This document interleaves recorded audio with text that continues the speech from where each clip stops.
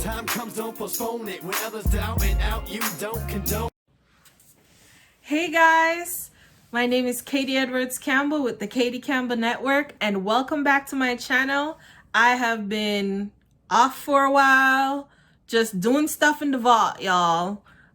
This pandemic came with its own sets of challenges, just a lot of work going on business-wise, but man, they finally approved the second stimulus bill, and we've been waiting forever. I think my last video may have been the beginning of August on this thing, where we were just waiting like, when are you guys gonna vote?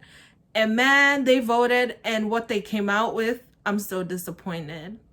I'm like, so first of all, the $1,200 wasn't enough, but now it's like only $600.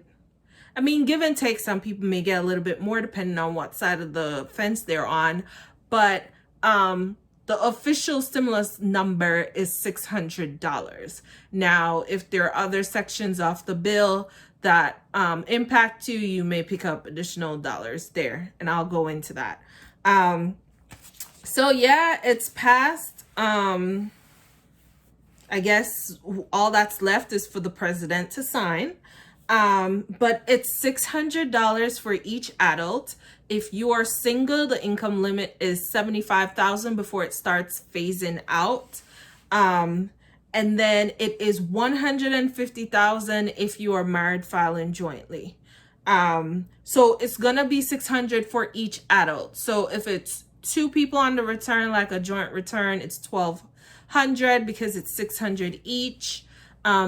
Single person on a return, $600. What changed for dependents though? So the last bill, it was $500 for dependents, for child dependents. This go around, it is $600 for those kids. So if you got the parents and then you got the two kids, that is $600 per person. 600 times 4, that's $2,400, right? So just kind of watch the numbers. It's not like a flat amount. It just depends on what your tax situation is. And obviously, if you've already filed, I'm pretty sure they're probably going to go by how your return was on your most recent return, how your numbers came out on your most recent return. So yeah, when is this money available? Soon, right? So last week when it was approved, you know, people were talking about it could be ready this week. Yeah. Okay. But I did go to the IRS website. I did see that they removed the get payment link.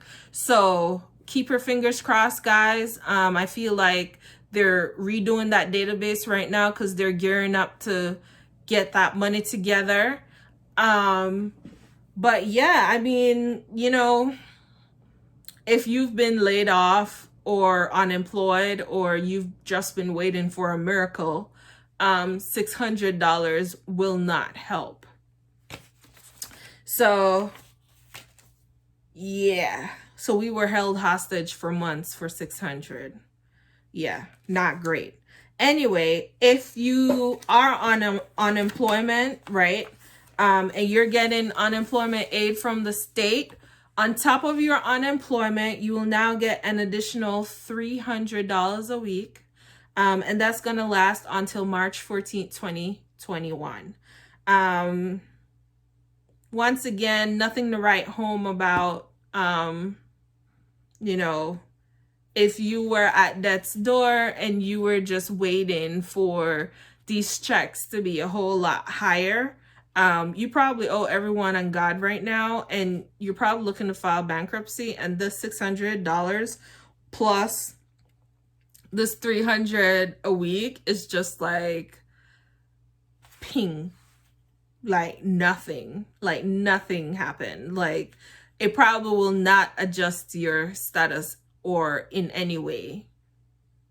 You know, if it's a bunch of you at home, that's probably grocery. Just saying.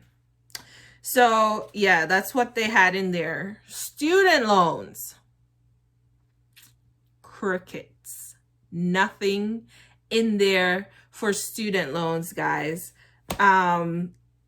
Forbearance runs out on January 31st, 2021. So when February 1st rolls around, guys, these education loans, these federal loans are going to roll back. They're going to roll back like the roll when it's called up yonder, yo. When these loans come out, we're going to really know ourselves.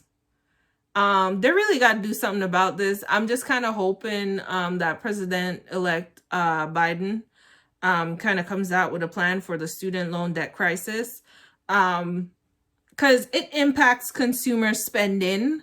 If we are, you know, focused on repaying student loan debt that can sometimes last for over 20 years, that is money that doesn't go into the economy but goes back to paying debt. So, you know, that's lower consumer spending.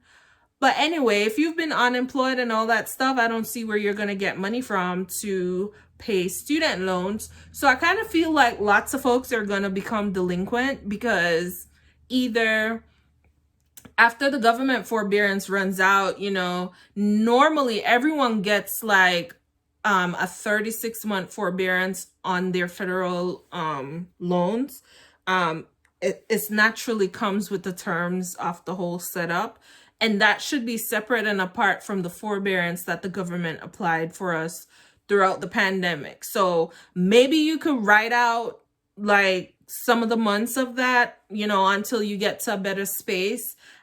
We don't know when a better space is, you know, like this is just the new world. So how long we can all survive on the additional forbearance that we do have built into the loan, we will never know, right? So we're just hoping they extend the forbearance, because a lot of people are not back to work yet.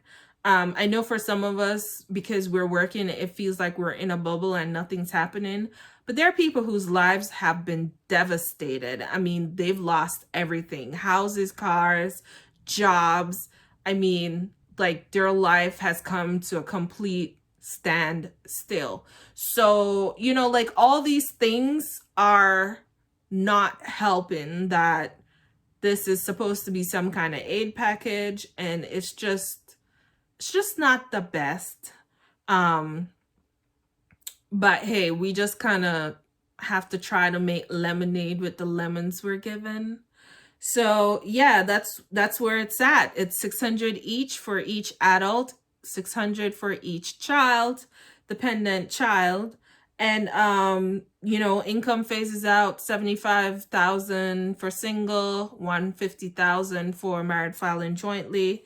No student loan forbearance extension, nothing else on student loans. You get that extra $300 a week from the state on top of your unemployment.